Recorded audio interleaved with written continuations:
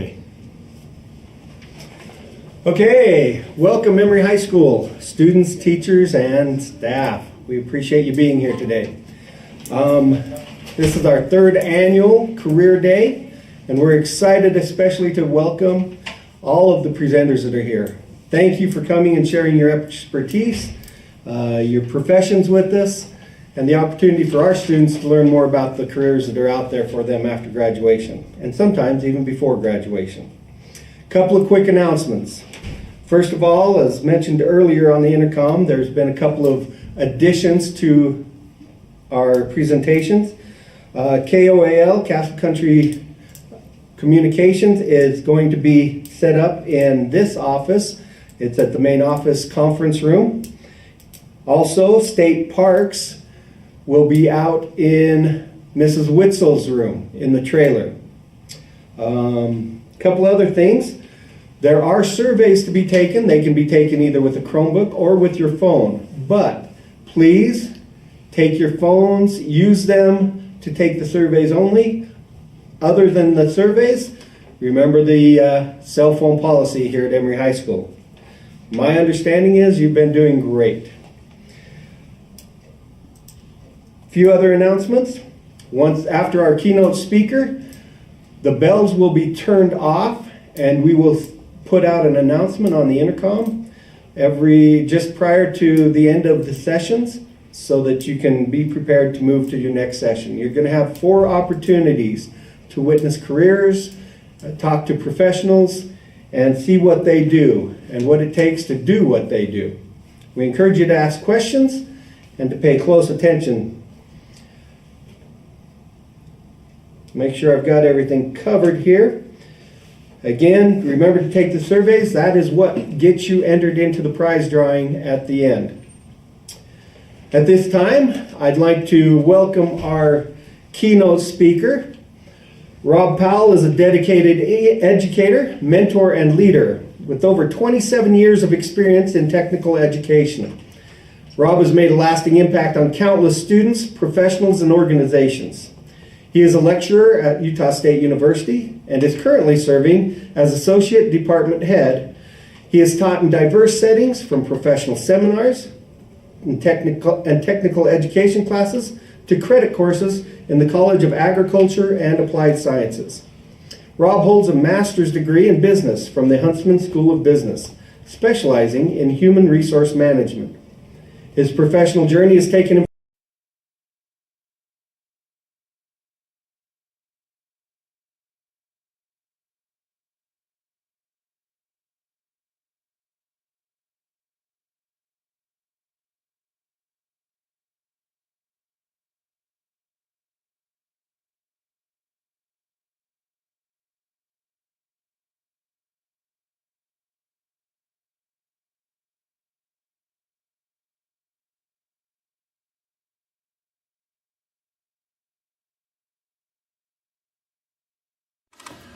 I'd like to now welcome Mr. Rob Powell, a close friend. Please listen closely. Thanks, Doug. Appreciate it, especially that last part of friends. The communities that we have here in Emery County is I've been a part of my family's life for a long time. As I drive through a lot of times Farron, my grandmother was born in a barn that has now been torn down, but I would look at it every time I'd go through Farron, and so have a lot of roots in this area in Carbon and Emery County, and I'm glad to be here with you today. And as Doug mentioned in my bio, probably the most important part is I was raised by a father who taught technical education in woodshop as a trade for 33 years. And then I also had a mother who was an English professor at the time it was CEU, now USUE Eastern, for also about that same amount of time. And I bring those two things up as we talk about the paths in education, and there's always been this traditional split between what we call traditional education, bachelor's degrees and master's degrees, and technical education and trade, training for trades and things of that nature. And there used to be a big stigma and gap gap between those two things. And what I have learned in my career and working in both worlds is that there are pathways for both.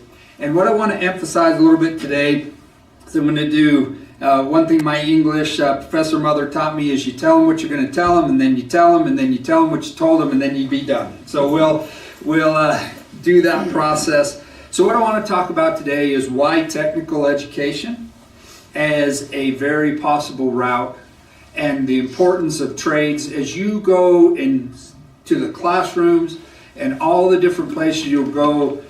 The places you will visit are the backbone of any community, our communities, and there are tremendous opportunities in those areas.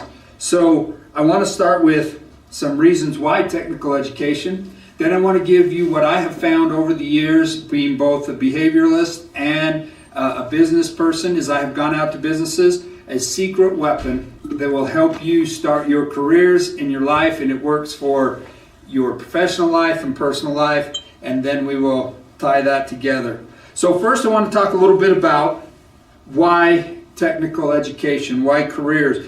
What are some of the top reasons to seek a trade or technical education? And on the list, so I'll give you maybe a little bit of a top 10 list. First one, high demand and job security. As I've been out through that last 27 years, one of the things that as I go to places and communities, there's a high demand for technical education, whether it's in computer skills or the trades. All of the areas that you will go and visit with today will have that. The other thing that's an advantage, shorter and more affordable education. Getting certified and trained in technical fields. Now make no doubt, the old stigma was you would do that if you couldn't do or didn't want to do school or other things. Make no doubt it takes skill and it takes training, but the key is it can be shorter and more affordable, so that when you go out into those trades, then you're not as in much debt, if you will, in certain areas. Now with that, another myth that I want to dispel is there are very competitive salaries in trade and technical education, and there are opportunities that people would be very surprised of some of the entry salaries in some of the areas that you can enter into.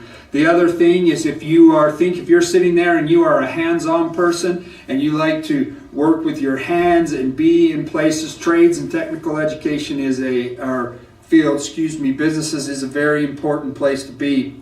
Another thing that's on there is opportunities for the buzzword of the day is entrepreneurship. There are opportunities to, in some ways, be your own boss or have control over the work that you do. Now, the advantage of being your own boss is your own boss. The disadvantage is you're your own boss.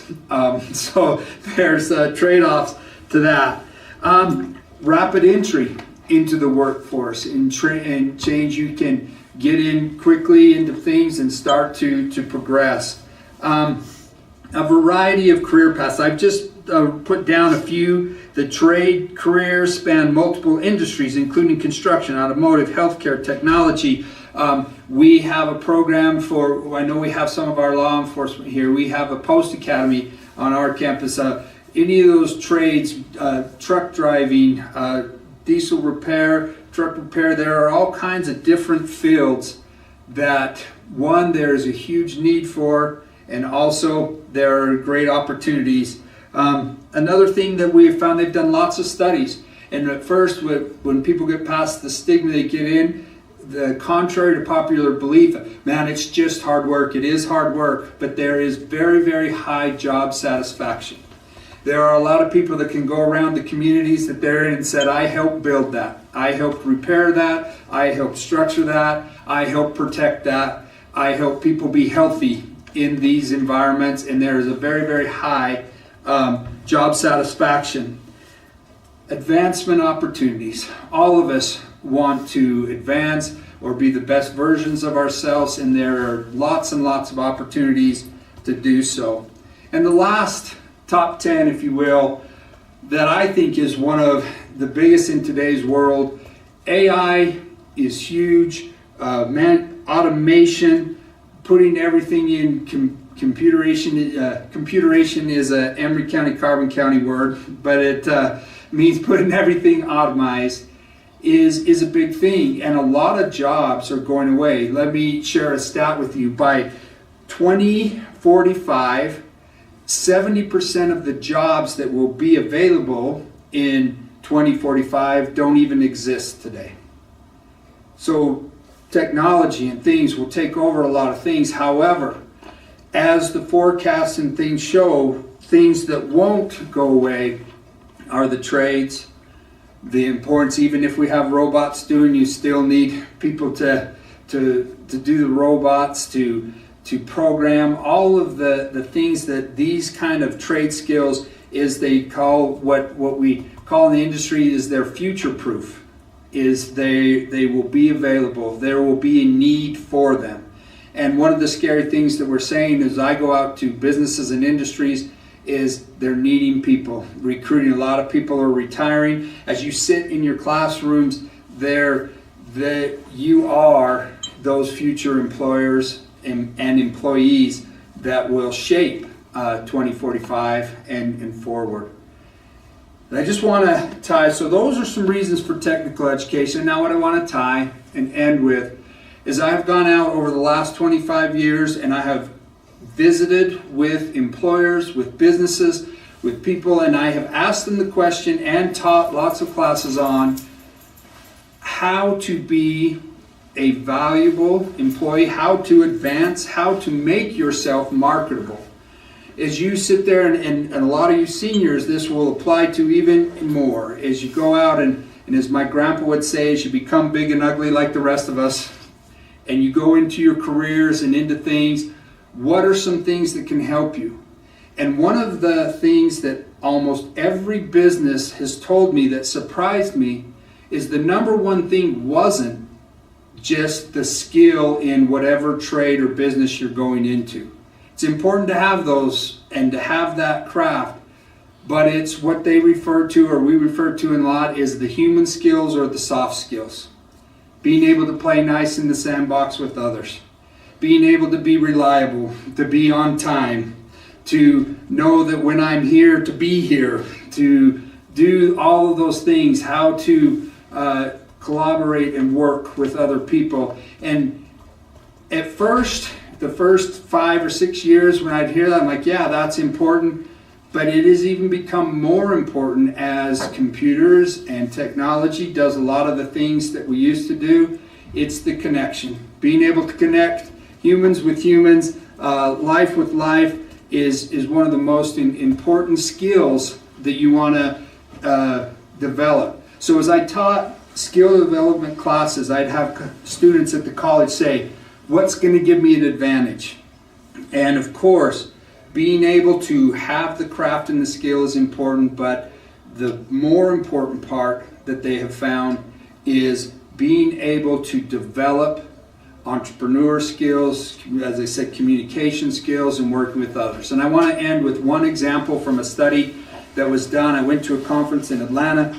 This study was shared with us. There was a group, the Eli Mindset Foundation, went all around the United States and Canada, and they interviewed and talked with over 3,000 employers, companies, people that employed people, and they asked them, gave them a simple scenario and asked them a simple question. And the scenario they gave them is you have 2 people applying for a job. One of the people people that are applying, they are very, very skilled. So I will just take one example. Say the job is a CDL, a truck driver, and they are skilled and above average in driving an 18-wheeler, backing it into bays, putting it through traffic, and they can do it better than anybody else that's interviewed for your job. That's applicant number 1. Applicant number 2 is very sufficient, can do all those things. They just don't do it quite as good as the other person, but they can do everything you want them to do in the job. That's the first criterion. Now, going back to person 1 who is very, very skilled, they they have lost a lot of jobs. They don't get along with coworkers. They are not reliable, but they know they are the best driver in the room. And they don't need to get along with people or communicate because they're good at what they do. That's person number one. The second person has all of those skills that I talked about. They are sufficient and they have all of these other skills, playing nice in the sandbox, being on time, being able to work in teams, all those things. And so the question was asked to these 2,000 people, which one of those two would you hire? And in 99% of the cases, some people, they said, if this is my surgeon or whatever, I don't care about the bedside manner. But that is even changing quite a bit in today's world. But in 99% of the cases, they would do the second person that has the skills of being sufficient in the skill, but also has developed all of those other things. And that is the secret weapon, if you will, that I want to leave with you. I hope this has been helpful. I appreciate the opportunity to be here that Doug has given us, and it's an honor to be part of your day today. And I am thankful again. I would reiterate what Doug did for all of the businesses and in our communities that have come to present today. And so thank you for your time, and I hope you have a great day at Tech Day. Thank you, Mr. Powell. We appreciate your words. It's interesting, in the years that we've done this, every speaker that we've had talks about the importance of treating people right. Those soft skills, we often call them in careers, of getting along with people, working as a team, that kind of thing. And I'm sure that the presenters today will address that as well. So, schedule for today, students. After I finish my comments here to close out, we'll go to the first breakout session, and it will go until 9:50. Then we'll give an announcement, and you'll have 5 minutes to get to the second breakout session. That'll end at 10:30. Then at 10:35, the third breakout session will begin, and 11:15, the last breakout session will begin. At about 11:50, we'll have some closing remarks and then do our drawings. So after the fourth session, make sure you stay in that classroom for the drawings. Again, we appreciate Mr. Powell for his words. We appreciate all the IT staff from the district here helping us. And most of all, we appreciate the presenters that are out there to present. Please ask them questions. They're here to help you. Again, thanks, and students, have a great day.